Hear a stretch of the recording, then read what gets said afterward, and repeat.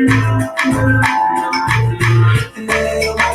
life is cold, but it's sweet. Nice to find you like me. Hey, Maria, life is cold, but it's sweet. Nice to find you like me. Ooh, I like your shirt like that. I wonder what it took for you to get a purse like that. Personality got perhaps not the physical track. But back to what I was singing, girl, what you doing tonight? My favorite band is in town, they play a date at the spot. You wanna come with? Then come back with me. Flipping the lift and Netflix until it ain't lit, and then you grab for my dick. Wake up the next day, call your mama and shit. Let us borrow the Honda, we push that shit like a six. Siri me and my people calling me girl on the phone. And I'm stuck in Columbus, you make me feel like I'm home. So I guess I'm home, I say, hey, life is cool, but it's sweet. Nice to find you like me. Hey, life is cool, but it's sweet. Nice to find you like me.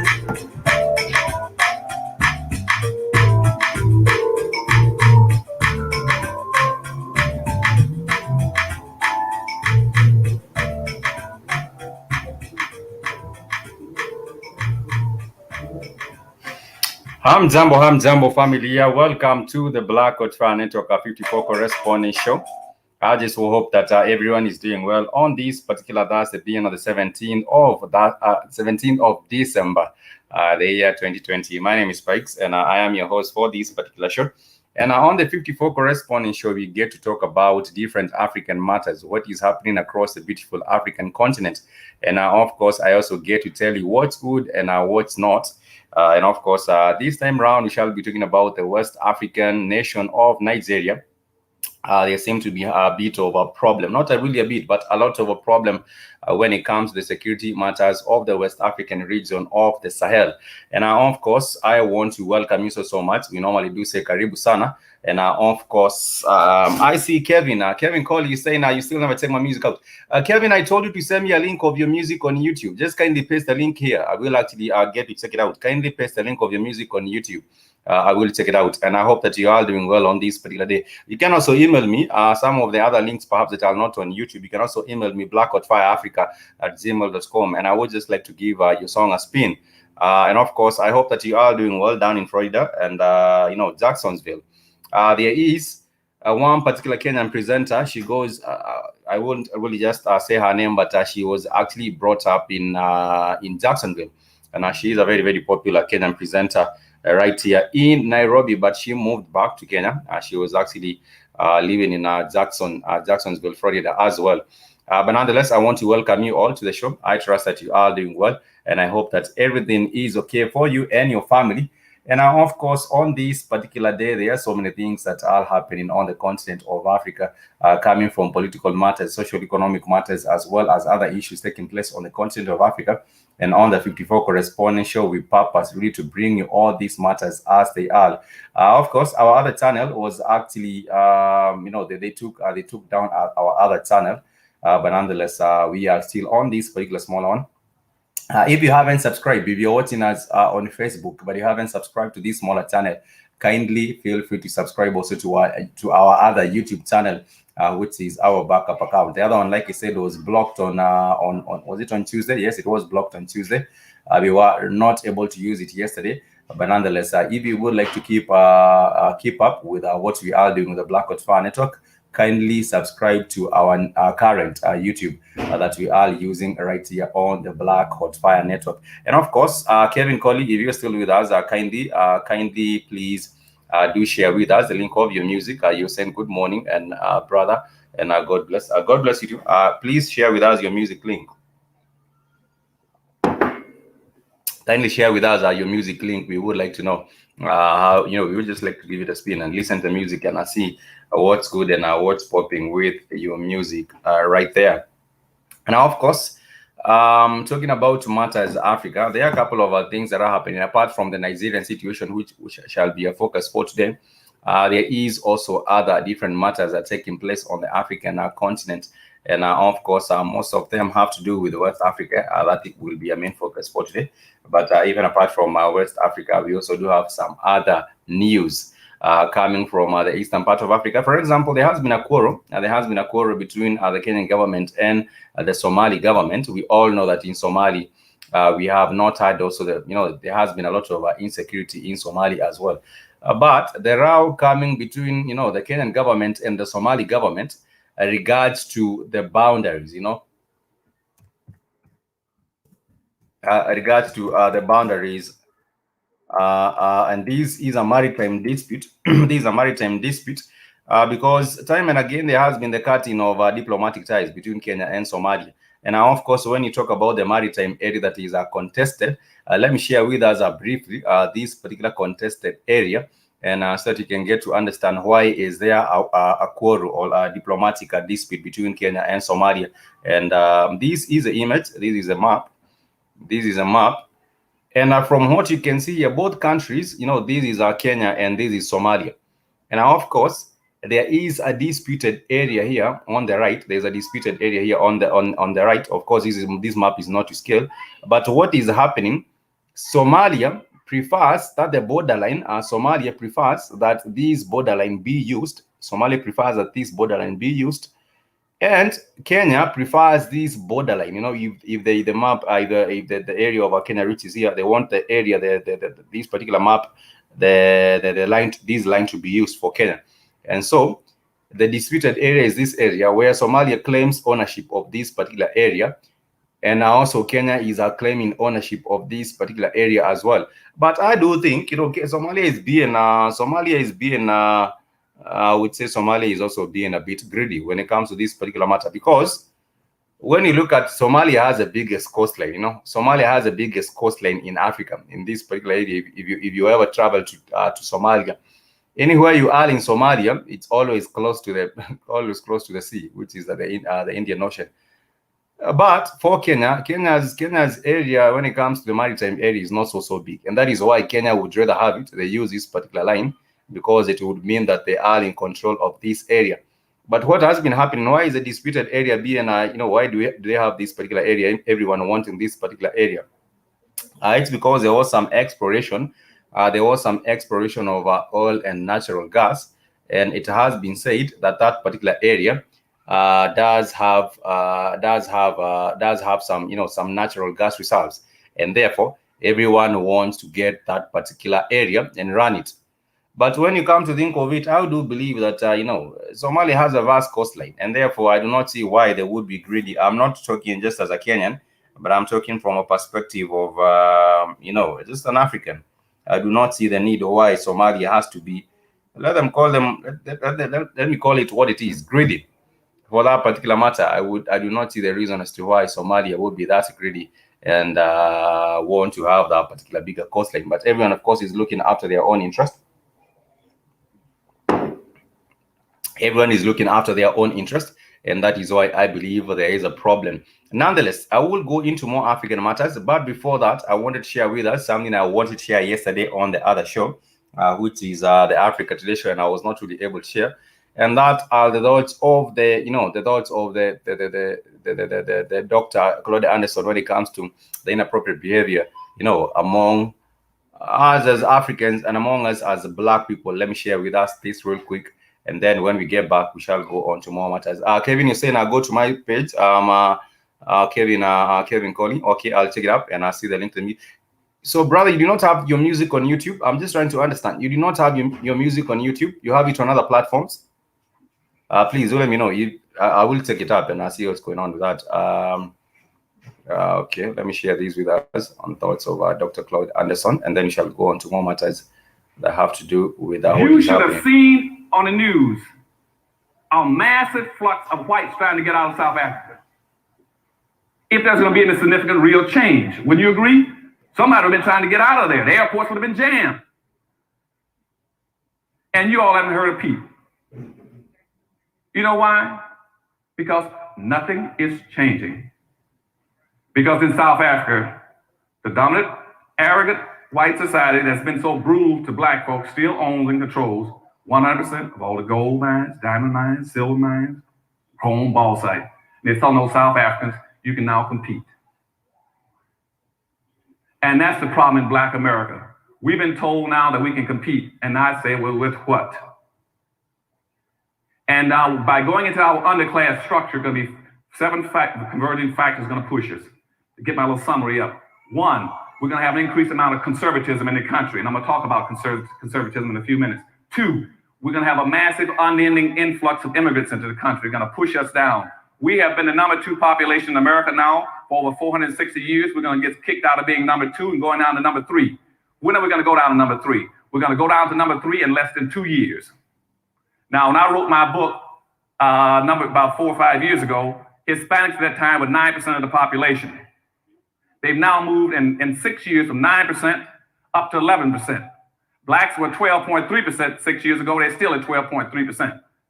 Now you got Hispanics at 11 and blacks at 12.3. According to the Census Bureau 2 weeks ago in Washington, D.C., they anticipate Hispanics passing blacks right on time, as I had predicted. Now, Wall Street Journal, the left-hand column 2 weeks ago, on the left-hand side of the page, I can send it to you if you want, it says that when Hispanics pass black people, at that time, the whole political structure would shift gears. There'd be a power shift in America. That nobody's going to go to black folk to ask them anything anymore because you're no longer the dominant minority population. They're already preparing for this. They're already creating all kinds of major programs around the country where they would go and check with Hispanics about anything they want to know about minorities. Black folk would get their information through the Hispanic Society. Then by the year 2005, the Asians are going to pass black folk. Then you're going to get kicked from being #3 down to #4. At that point in time, you're locked in and frozen because everything you need will have to pass through those two groups. And those two groups do not have your interest at heart. They don't understand your problems and don't care about it. If you can't compete, they're going to say that's tough. And so what we're going to try to do today in dealing with just that one issue, as well as conservatism and the problems of technology in America that's also going to make us push us in the underclass, is to teach you how to compete. We got to understand we got these problems, but you got to understand where the problems came from. And I want to give you a real fast education today, because the real clue to liberation is not only education, it's re-education. And that's what we're going to talk about this morning. I'm going to show you how we got into our dilemma and how we must get out of it. Nothing has happened to black folk by accident. Everything that's happened to you has been systematically programmed through what I call social engineering. You are a victim of historical social engineering. Now let's go back and start dealing with some of these issues. And a lot of this would you also find covered in my book, Black Labor, White Wealth, and the other two books I got coming out this year. One is called Dirty Little Secrets, and the big one is called Powernomics. How do you do it? And Powernomics, you will know what Powernomics is, because I'm going to talk about it a little later. Powernomics is teaching my people how a new way of seeing, thinking, and behaving. And that's what the whole thing will be about this morning. You got to change the way you're seeing and thinking and behaving. Why? Because I said we've been locked into an underclass structure, because we got two major problems in America. One problem is that maldistribution of wealth and resources I told you about that's in South Africa and America, where whites own and control everything. That's your #1 problem. The second problem we're going to talk about this morning is the inappropriate behavior pattern of black folk. Those are the only two problems you have. I don't care what anybody else talks about in America. It's not worthwhile wasting your time. The problem in America is not drug abuse, crime, low-income housing, public housing, food stamps, welfare, teenage pregnancy. Those are symptoms of a problem. The symptoms are the fact that you don't own and control anything to run you and control your lives. That's the problem. And the second thing is inappropriate behavior pattern. And before I get into the inappropriate behavior patterns, let me define that for you. Now, I'm in current day terms, I might call it the Rodney-King syndrome. That's pretty familiar to most of you. That's when somebody pulls you out of a car, breaks your jaw, breaks 3 ribs, cracks 2, knocks out 2 teeth, gives you a concussion, breaks your wrist, breaks your kneecap, and stomps you, and you say, why can't we all get along? That is inappropriate behavior. Or if I'm in Detroit, Michigan, as when I was there functioning as an assistant police commissioner during the riots, and I was working on riot possibilities and techniques in the city, I get a call down by some people who had been involved in a couple of murders. And he said, look, I didn't have anything to do with it, Anderson. I just there, I witnessed it. I said, what happened? Well, you see, they had a disturbance in Detroit, Michigan, and the police broke into a motel and found 2 black boys in there with some white girls. And they didn't like that, even though they were in a black neighborhood. They had paid for the room. It was their right and privilege to be wherever they wanted to be. It was between them and God. But the police officers were white. They were very disturbed about this. So what they did, they took those 2 boys on a Friday. They beat them all day Friday. They beat them all day Saturday. Then by Sunday, they had gotten tired of beating them. They said, well, we just go ahead and kill them. And so one of the officers picked up a rifle, and hit the oldest black kid in the back of the head with a rifle. And the kid was only about 22 years of age. Hit him so hard that it knocked one eye completely out of socket and bulged the other eye and broke the rifle stock. And the poor kid fell on his knees and crawled around and found the broken stock of the rifle, and on his knees held it up and apologized for having a hard head. That is inappropriate behavior. The question should have been, why are you brutalizing me and killing me? What have I done to you? And so that's the kind of inappropriate behavior. It's what we've been systematically programming to displaying as black folk in a very highly competitive society. And I believe when it comes to, the fact of inappropriate behavior, we also do have the same, we also do have the same problem right here. When it comes to the African people, we do act very, very inappropriately, especially when it comes to why Jesus are complex. On the African continent, you will meet up with people and they will be having a conversation about what is happening, in different places. And at the end of the day, what the kind of a conversation will be, they will be talking about, well, that is not our job. Maybe the white man will come up and help us do this and that, or maybe the white man would have done this and that. But at the end of the day, I do believe that is also the issue of inappropriate behavior, even right here on the African continent. And when you come to think of it, I do believe this is also to do largely with the brainwashing of our people. And of course, I always keep on saying that learning something is relatively easy. But then, of course, unlearning it, how can I call it, or removing it from your system and learning new things, that is the hardest bit of it. And of course, through colonialization, many people on the African continent have been brainwashed to believing that solutions can only come from the West. Solutions can only come from outside, not, we cannot have solutions coming from within to all the problems that we do have right here. And of course, with this kind of a thinking, that is why we do have all this patronizing on the African continent and people not even moving forward because of this same kind of an issue, which is inappropriate behavior, just like Dr. Claude Anderson is talking about. Kevin Collins says I'm on YouTube. K9, long road, the song with my mother Margaret is. Okay, I'll take it up. K9, coast to coast. I'll take it up. Thank you so much. General Mosquito is saying peace, Pikes. Peace to you too. I trust that you are doing well. And I just saying let's network. Let's network and support each other. Yes, it's very, very much important. Yes, we must do for self. And even apart from doing for self, I do believe when we do have this particular kind of a system driving, I believe this kind of a white supremacy system actually thrives on black ignorance. It is the way it is because of how we have acted, and we have acted with inappropriate behavior, which is one of the things that we need to, if we are to be empowered as black people, either economically, either socially, and at all levels of empowerment, we have to actually now start acting accordingly. So what I want you all to start thinking about today and all throughout my speech today is not who you're against, but who you're for. I want you to understand that you're in a very highly competitive situation. You're going to be competing to survive and prosper. And that's what racism is all about. Contrary to what anybody tells you, and I just saw a definition of racism in the Washington Post last week by a noted columnist who's a conservative. And what he was really talking about was prejudice and discrimination. He wasn't talking about racism, but he was mystifying the word. That's why I finally figured out why he's always on the wrong side of an issue relating to black folk. He thinks that a black person can be racist. A black person cannot be a racist. Racism is a power relationship between groups of people. That's all it is. It means when one group of people have control of so much wealth and power and resource that it can deprive, hurt, and injure and exploit another group to benefit itself. Never in the history of this earth have black folk ever controlled that much resources and where they can have gone out of their way to exploit, injure, and do something to whites. So therefore, racism only started in the 16th century when they began to commercialize slavery against blacks. That's when racism started. There was no such thing as racism before that. The other thing, and before I get into my presentation, you got to understand racism also comes from the word race. Race means group. So whenever you hear people talking about now, you cannot prove racism because somebody fired you from a job, they are absolutely right. And the power structure and all the white think tanks in Washington know that. That's why you can no longer prove racism. because racism does not apply to an individual. It applies to a group. And because I discriminate against you, that's individual, that's personal. It's not group-based. And so you can no longer prove group-based discrimination. The second thing about the word race, remember also, which is very important for our discussion today, is the word race means being in competition. See, they didn't pick house, tree, car. They said racism. Race means being where people are competing from here to there.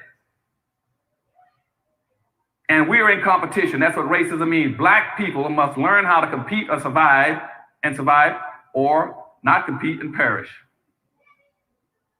And so this morning, we're going to start talking about what we got to do. Now, let's go back to see when everybody said, where did this start? Let's go back to where it started. It all started in Africa. And as I go through all this, I want you all to keep some points. And I'll stick my finger up there. Remember those points. Those are the points going to be hurting us today. Those same points I'm going to articulate to you today. Now, all this started in Africa. Let's say about 1441. There was a guy called Henry the Navigator who went around the coast of Africa and he found some slaves and traded some slaves off. And he brought them back to Europe. And he took them back to Europe and he gave them to the Pope as gifts. And the Pope and the Catholic Church was so beautifully appreciative of these slaves that he then said, since you've given me these slaves, what I'm going to do now is award you 300 miles of the coastline of West Africa, which is now called the Gold Coast. So Henry the Navigator was given land by the Pope, the Catholic Pope. The Catholic Pope didn't even own the land. But he gave him all the rights of 300 miles of coastlines of West Africa. So it belongs to you. That was in 1441. And so and Henry the Navigator was a Portuguese. So he began to try to encourage other Portuguese to go around and try to find some more slaves. And this is a good thing. We own all that land around there now. By 1487, the Pope then said, so many people began to pick up slaves. He says, what I'm going to do now is put out a public declaration and officially declare slavery to be a legitimate enterprise. And the Catholic Church was the first one to do it. Now, why is this important? Because you see, up until that point in time, slavery was never based on skin color. Slavery was based on three things to put you into slavery. One was an indebtedness, where you owed somebody something and not paid it off. Two was that you was through religious persecution. Or three, you were a prisoner of a war or conflict and you were now a captive and they were forcing you into labor. Those were the only three reasons you could get into slavery until the Catholic Church put out this declaration. And now they added a fourth variable, which says color is now a factor. Now that's very important because the Catholic Church now had in previous slavery, in earlier parts of the century, let's say immediately after Christ was born, the Catholic Church played a very pivotal role in saying, as a religious institution, we got an obligation to represent those who were enslaved. And the Catholic Church set up a system that they would go through, whether it was a Greek slave or Roman slave. They looked after the rights of the enslaved, protecting, saying that even if you're a slave, there are certain things that people cannot do to you. The Catholic Church accepted that responsibility. Now, the Catholic Church now has condoned black enslavement based on skin color. That was totally different. But also, the first thing they did, they abandoned any interest in representing the interests of the enslaved, even though they had done it for everyone else. And all of a sudden, the problems began to develop in Africa. Other religions began to join in. So people say, well, Dr. Hanson, how are they able to enslave us? Because we were doing some things wrong in Africa. As the other religions joined in and started enslaving blacks, so did other nations, so did other ethnic groups. And black folk were totally ill prepared to deal with it because we've been doing some things wrong in Africa ourselves. See, going back to about 765, the Muslims had been trying to get into Africa for the longest because they'd heard about all the gold and silver and the wealth in Africa. And the Muslims had been going around, the Arabs had been going around Africa trying to conduct holy wars against dark-skinned people to get access to the resources. And starting in 765, not 17, but in 765, the Arabs started enslaving black folk. They enslaved on an average of 1 million blacks every 100 years and shipped them out of Africa. So now if you start counting from 765 up to the present day, that's over 1,300 years. That means over 13 million blacks have been shipped out of Africa just by the Arabs alone. And Arabs are still shipping blacks out, slavery. If you go to Ethiopia and Mauritania, you'll now find, in Sudan, you'll still find blacks being sold by Arabs for actually about $475 a piece. So Arabs have been selling blacks now for over 1,300 years. But when you get around the 900, though, 200 years after that, the Arabs are still trying to penetrate the blacks to get their wealth. And blacks have got an international reputation of being one of the wealthiest nations on earth, talking about walking on streets of gold. And so from 900 up until about 1400, they live reasonably well because people were afraid to penetrate Africa. Because blacks also had a ferocious reputation for being invincible fighters. They were scared of the jungles and the black warriors. So no one went into Africa to get them, but the Arabs were still trying to get access to the wealth and resources. Now I'm back up to the 14th century again. Now in the 1400s, about the same time as I just told you that the Pope declared that officially that blacks can be enslaved, at the same time Timbuktu was invaded by the Arabs. They finally broke through. They broke through because, see, blacks at that time had three major empires, Ghana, Mali, and Songhai. They were the richest nation on earth, but the black leadership had set themselves up to be invaded by the Arabs and considered to be pimped. Because the black leadership was extremely naive, going around practicing what I call benign slavery. Every time anybody came into an African nation, like Mali, Songhai, and what they were saying is that, well, I'll do business with you, but you got to buy one of my slaves. And the slaves were their own people. And they were playing games with slavery, saying, well, it's a tribe, he's a different tribe, so I'll enslave him. But the slavery that blacks were practicing was not the same vicious kind of slavery that came later, but the fact that they were playing with it, condoning it. And I believe when it comes to inappropriate behavior, I do believe that is why we have failed as a people. And of course, he's speaking the truth. And of course, sorry about that. He's speaking the truth, and actually do I get to agree with that. And of course, I have pride, black pride. I love my culture, and I just saying I've been on this. And of course, like I'm saying, he does have a lot of truth on the matter. And of course, I will let him continue. Just a little bit on that, then we shall get back onto what is happening with the African continent. And willing to sell their own black folk out naively. Now the question becomes, why were they doing it? Okay, why were they doing it?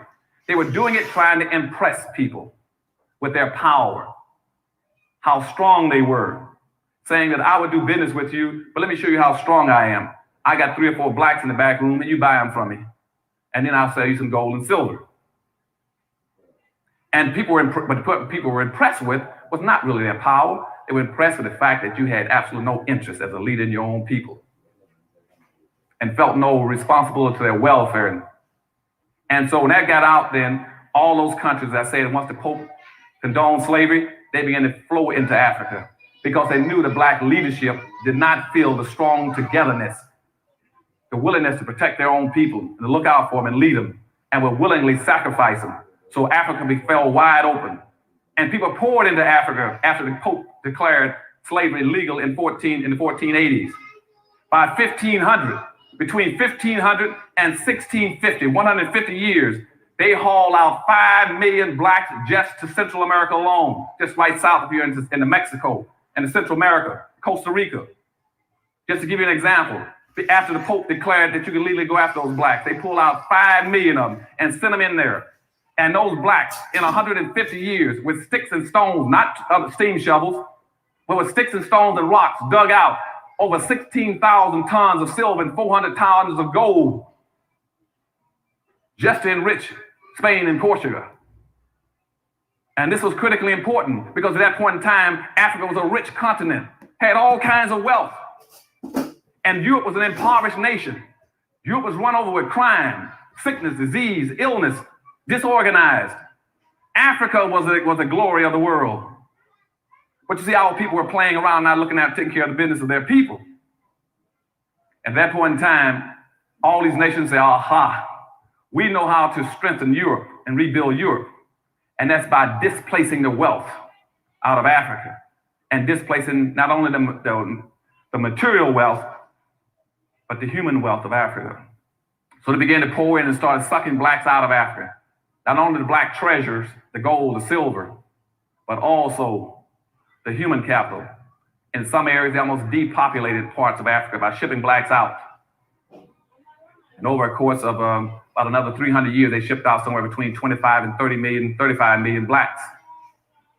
And out of all those blacks they shipped out of Africa, over 2/3 of them died en route trying to get here. As a matter of fact, from the 1500s to 1800s, 6 out of every 7 people that were shipped came across the Atlantic Ocean were black folk. 6 out of 7 were blacks. And they were depopulating Africa, not only as wealth, as resources, but as human capital. Very important. And as they came and as they shipped them out, everybody began to become enriched. But you still had black leadership that still didn't understand, unwittingly was playing into the hands of people who were much more serious about the games than they were. So I jump up to the year 1619. They brought in 20 blacks into America, formally, even though we'd had another group of blacks in here around in the 1500s. They've been floating around too off the PD River in South Carolina. And we'd had blacks much earlier, the Folsom people. But let me don't even get into that. But by 1619, they brought in 21 blacks into Jamestown, formally. And those blacks came in as indentured servants. They were traded by a German warship for supplies. Those blacks were free in about year 1624. But something very important happened right before 1624. In 1621, you had a black guy named Anthony Johnson. Anthony Johnson came to the United States in 1621, came in from England as a free black. At the same time, you had those other 20 black slaves brought in here in 1619, the first 20 blacks. But this black came in as a free black in 1621. He came in, and then since he was coming in from England, not from Africa, he then declared himself a free black, declared that he wanted head rights. And head rights in those days says anybody coming to the country can get 640 acres free right off the bat. And plus you can get another 500 to 600 acres for every slave that you own. He immediately went and had 13 blacks.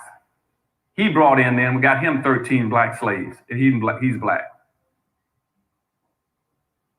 So within a few years, about 15 years, he was one of the richest blacks in the colonies. But he was enslaving his own people. Now, going up to 1638, Maryland colony then put out a public edict that laid the cornerstone for racism in this country, saying that now that black folk coming into this country and they began to intermingle with whites and socialize like Johnson and trying to integrate, we got to pass a new law. So the state of Maryland put out a law called the Doctrine of Exclusion. The Doctrine of Exclusion says that no black should be permitted to enjoy the fruits of white society. That was in 1638. Now Johnson still had it. He'd really built up his land now. He had all kinds of land and a whole bunch of slaves, getting close to about 70, 80 slaves now. And a white guy went over to one of his plantations. And one of the black slaves there, named John Castor, asked him, says, why am I a slave here with this guy? He says, I didn't know that. He says, he owns me for life. How does he own me for life? And the white fellow who was a plantation owner also said, look, he doesn't own you for life. You know, didn't you contract for indentured servantship? Indentured servantship normally runs 5 or 7 years. What do you mean he's got you for life? This black guy said, I've been working for this Anthony Johnson, this black slave plantation owner, for almost 27 years. The guy said, well, just run off and leave. Forget about him. You don't have to keep working for him. So the black slave, John Castor, ran off. But guess what happened? Anthony Johnson then went to court. And he sued the white plantation owner who had encouraged the black to run off. Sued him in court, and the court accepted Anthony Johnson's claim against this black slave, saying that he owned that slave for life. Now, what happened there never had ever happened on the history of the earth with black folk and in this country, where all of a sudden a person laid claims against an individual for the rest of his entire naked life. And it was a black man. And once that court decision was made, whites picked it up and said, aha. So by 1665, all the states then started passing enslavement laws. They went back and took the doctrine of exclusion and say, now, the doctrine of exclusion with Maryland says that black folks shall always be excluded and never be permitted to enjoy the fruits of white society. But after listening to the court decision for Anthony Johnson, we got a good thing going now. So they took that same doctrine and expanded it. And now the doctrine says that not only should black folk be an excluded, subordinated, non-compensated, non-competitive managed workforce for the personal comfort and wealth building of white society. That became enslavement codes, both explicitly and implicitly. And all the states began to enact it then, based on Anthony Johnson's ruling in court that he owns another black person for life. Now the system picks up. We jump now to about 1704. 1704, there's a black kid. There are a whole bunch of slaves coming in from Africa on a slave vessel called the Eagle. The Eagle is heading towards America. There's a young black boy on there, along with some other older slaves. The slaves decide to revolt on the ship. And they took over and knocked the captain down, took over the ship, and took the weapons, and we're in a fight to take over the control of the ship and headed back towards Africa. And as one of the older slaves grabbed a machete, and he said he's going to kill the captain so they can completely have control of the ship. As he swung at the captain, a young black slave jumped up and got in the way and protected the captain and took the blows himself, which chopped off one of his arms and protected the captain. And by protecting the captain was able to recover the control of the vessel, put down the insurrection, and they then hung all the blacks who were trying to revolt, except the young black kid who was only 19. When the captain got to America, he gave him to supposedly a benevolent slave owner and rewarded him with recognition, and says that after he's been educated and recovered from his wounds, that he's to be set free. And again, this young boy, he placed more importance on protecting other people than getting his free people out of a dilemma. But he was rewarded and recognized for it. That is a kind of an individuals. Some kind of individuals are, of course, with that kind of an inappropriate behavior, and of course, that's a house nigger, if you might call it that. That's exactly what he was, because if someone would go out there and protect the colonizer, and decide that they are willing to lay down their own lives to protect the colonizer, and that is exactly what it is. That is exactly what it is.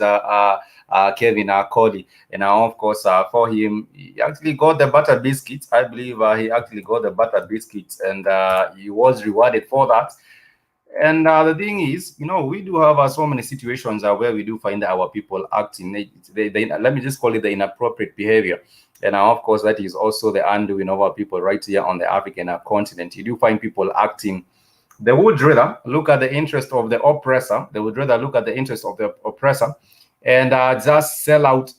Just sell out their people at any cost. And especially that is what is happening with the African leadership right now. If you look at the African leadership that you do have, most of the African leaders are acting in the same kind of a regard, where you do find people selling out their own people.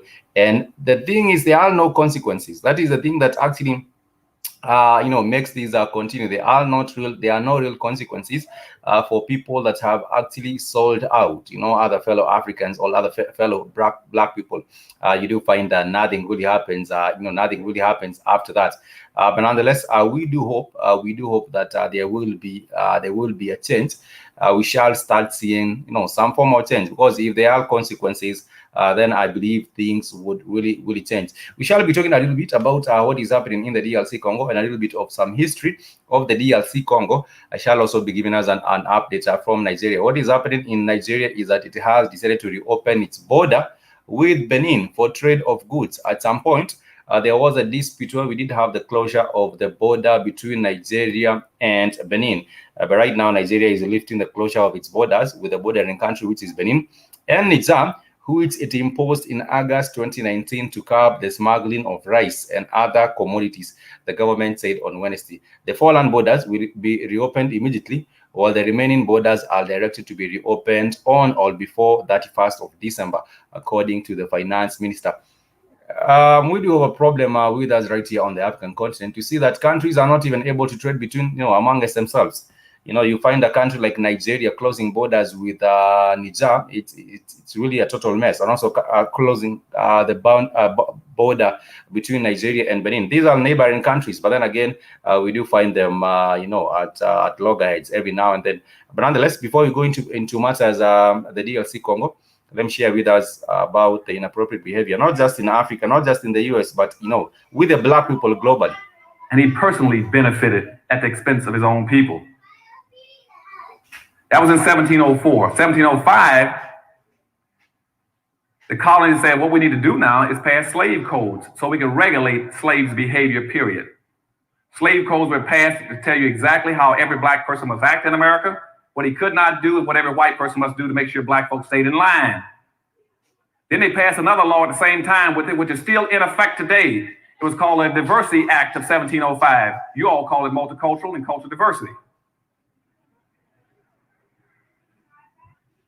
You all understand what I'm saying to you?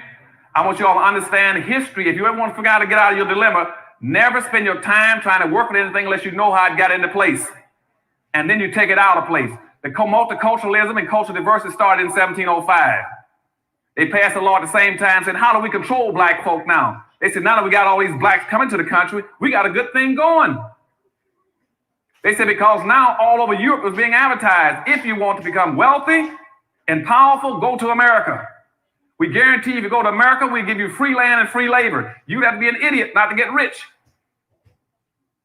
You don't have to do anything. We'll give you all the land you want and England started a franchising system, so which means even if you couldn't afford to buy slaves, we had a franchising concept, which means England would give you the land and give you the slaves. All you do is pay them a commission, just like McDonald's and Burger King. That's where the whole franchising concept came from. It was from England with slavery. And so people rushed into this country, but they had to set up external controls saying, how do we control them when they get here? But all these blacks coming into the country, because I just told you 6 out of every 7 persons coming across the Atlantic were black folk. They were pouring into the country, but they want to make sure enough whites are here to benefit and get the fruits of black folks' labor. And so it passed the cultural diversity, which says, the cultural diversity law says, for every 5 blacks you own, you must have 1 white person. You must always have 1 white person there to monitor, to make sure that black folk are being monitored and kept under control, that you understand what they're up to.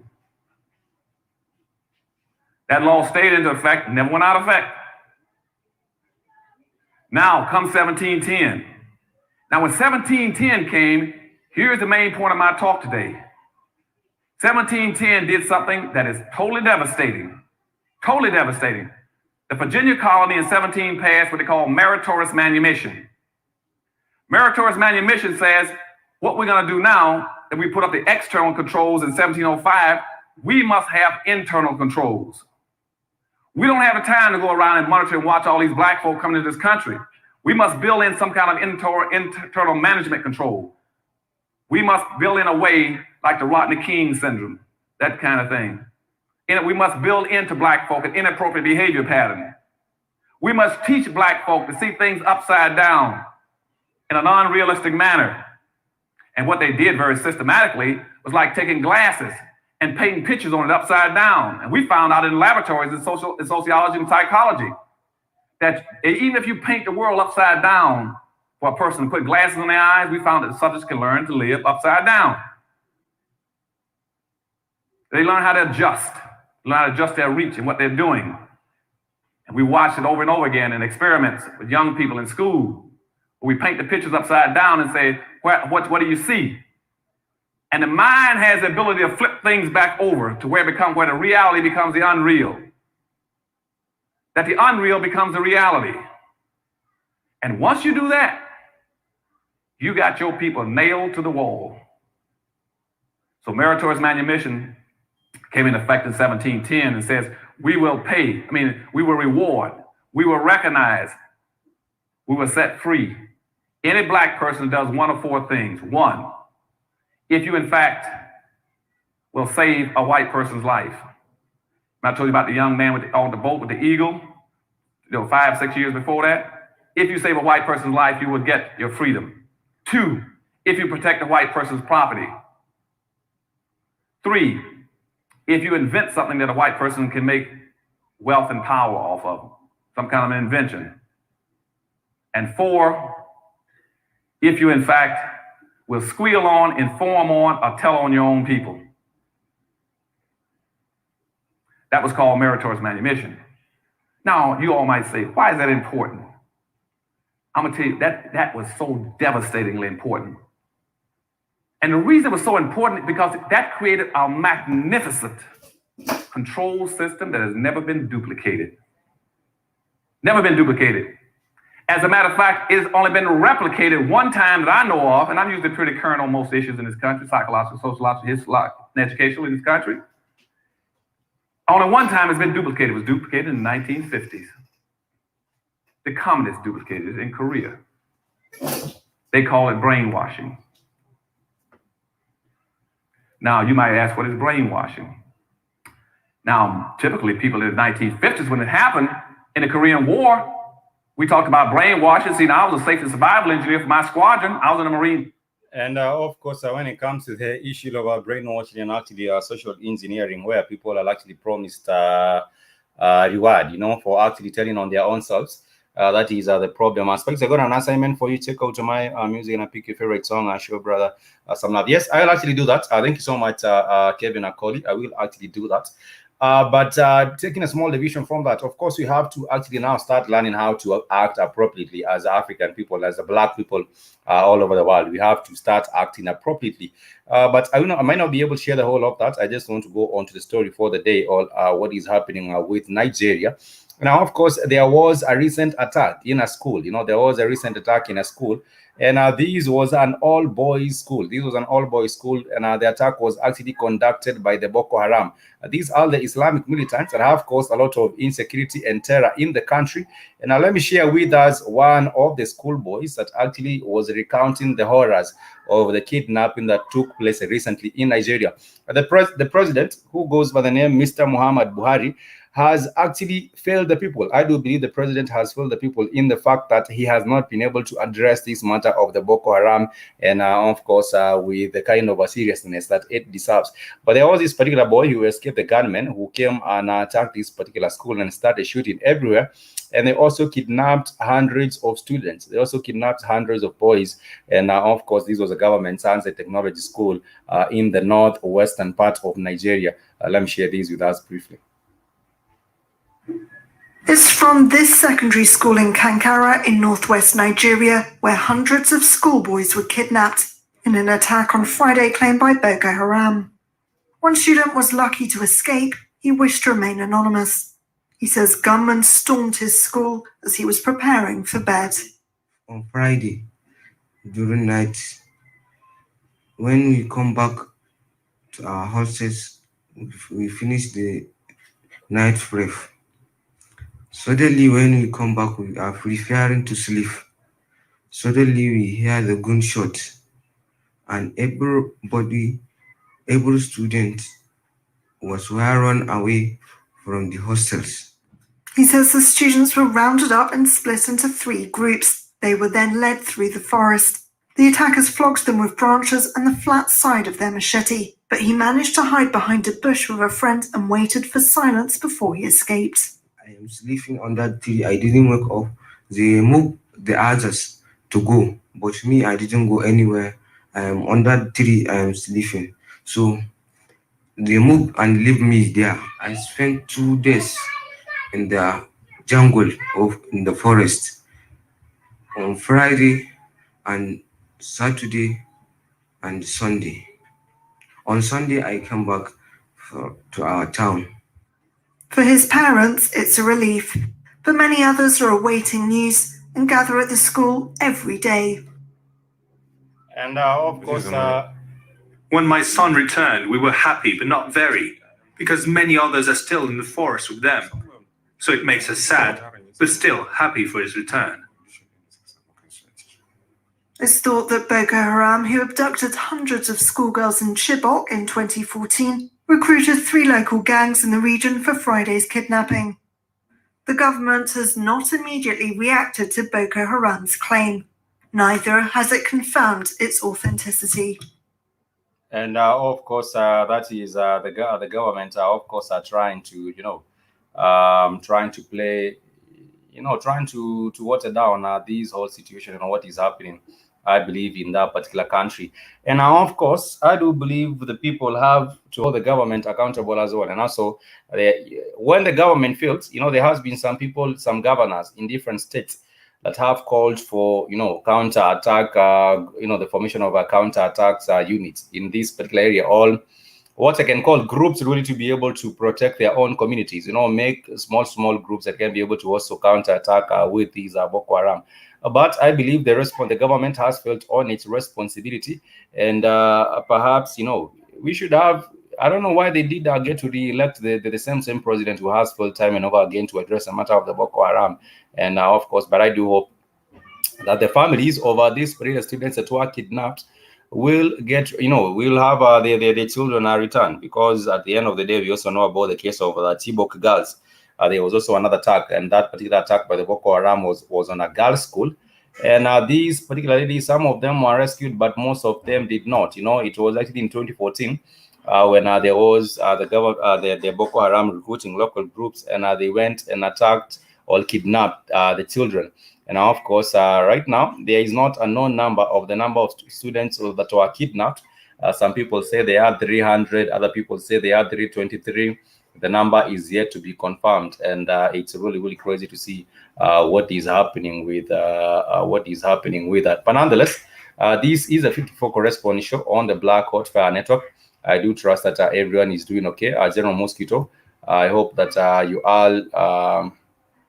I hope that you are well. And of course, as we are almost winding up, we also do have some other different kinds of updates. Of course, we all know about Patrice Lumumba, and Patrice Lumumba was the leader. He was the leader in the first prime minister in the Congo. The former prime minister in the Congo, his name was Patrice Emery Lumumba, and of course, he was murdered. He was actually murdered.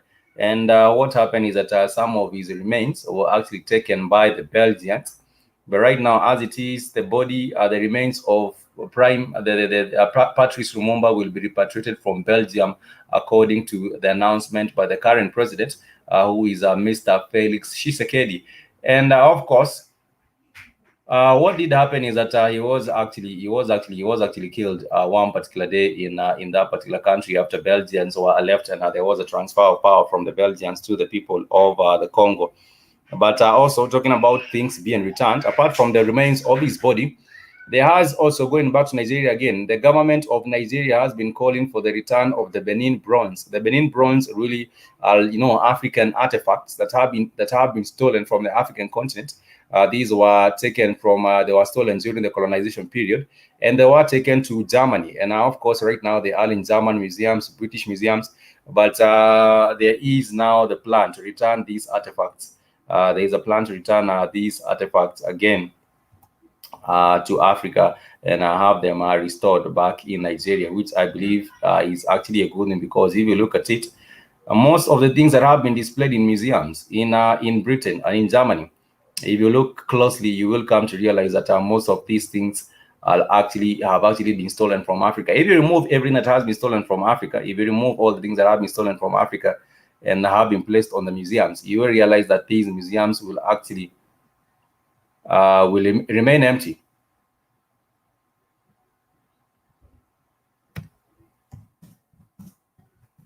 You realize that, of course, these particular museums would actually remain empty because most of the things that have been placed there, these are actually things that are taken from the continent of Africa. Nonetheless, we are almost winding up, and of course, I would just like to know your sentiments regarding some of the matters that we have discussed and touched on. What can be done to make sure that our people are acting appropriately? What can be done? Because at the end of the day, we have talked about appropriate behavior, which of course comes the mind complex, the inferiority complex of the people on the black people most of the time in the globe. And now, of course, these also has to be attributed to the matter of the brainwash. But I do believe once people do start getting knowledge, right now we are living as a global village. The world is actually what I can call a global village. And our people now, when people start to connect and communicate and get back into, get back into a place of a global prominence through the knowledge and of course through acting well, we can be able to unify and become one people again. And now, for example, when it comes to even economics, let me not even go far. Let me just use the example of economics. When you look at black economics, we are failing because you will find people also acting inappropriately. Again, you go to town and find two stores. One of the stores is an Indian store, and the other store is actually a black-owned store. And you find that our people still in the same kind of a way, in an appropriate behavior, they still want to go and support that Asian store or that Chinese store, and leave and just pass and without supporting the other store right there. And then, of course, we are talking about black fast, talking about black economics. How then will we get forward economically if at all we are not even able to support our black businesses in the first place? For the Asians, they have actually learned the way to make sure that the money is the dollar is circulating in their own communities. But for us as a black people, I do believe we are failing in that particular kind of regard. And also the disunity or the division with us is also so much, such that we are also not able to understand one another, or we are also not able to come together as a people and do what is deserved of us. Because talking will not be enough. I believe at the end of the day, we have to act. And by action, that is the only way we can be able to actually forge forward. We are winding up. Kevin Coley, thank you so much, brother, for giving me company right here on the show. And of course, I hope that everything is well in Jacksonville. And also General Mosquito all the way from London. And everyone else that has joined us on the show but did not comment, we still love and appreciate you. Remember, you can check out our official website. It's www.blackhotfirenetwork.com. And once you have visited the network website, you can create your own personal profile. I would like to urge us to create a personal profile on the network, because you can be able to interact with the rest of the family. Even though we do not have shows, every other minute, you can still be able to keep the conversation going. We can have this conversation about, our people acting appropriately and also getting a collective African consciousness, because that is what is lacking. I believe that is what is lacking with our people, a collective African consciousness. Kevin Coley, I just checked out your jam. I actually will be jamming to this one as we wind up the show.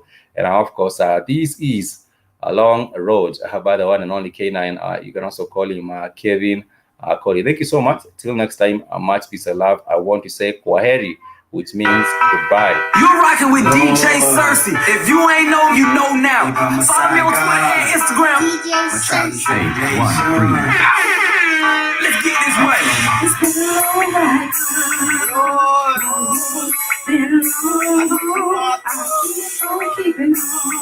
Trying my best to hold on. Still alright, God.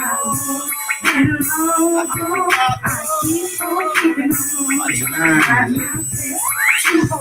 DJ Cersei, let's get in. Ever since birth, my nigga, because my mom was thinking about a boy and Uncle Pooh. But rapidly, I grew my head, it come up out the womb. One black pine, but the west side was all I knew. So remain a project baby since I could remember, nigga. Around 84, 85, it got trigger. Be my first bigger nigga, that turned me into a beast. With the nigga 86, you kidnapped me. But thank God for my daddy, may he rest in peace. Cause on that day, when they called, they came and rescued me. My hero, never be a zero. Now that I'm old, I understand how the game goes. That cocaine life stuck between what's wrong and right. May the Lord Almighty God be my guide in life. When it's my time to take flight, I'm gonna release my kills and join my people in heaven, looking downhill. Protect them, God. It's been a long ride, Lord, I keep on keeping on, trying my best to hold on. It's been a long ride, I keep on. Much peace and love, family. I want to wish you a happy and a productive day ahead. And of course, I remember to check us out on the Africa Today show on the Black Court Fire Network. Shout out to you too, Kevin Coley. I think it's actually jamming. I will be checking out the rest of the songs. I believe they are on the same channel, and I've shared that particular channel with us and the rest of the family that would like to check out K9. And of course, that is Kevin Coley, and show him some love also and on that particular platform. Till next time, much peace and love. I want to say Kwaheri.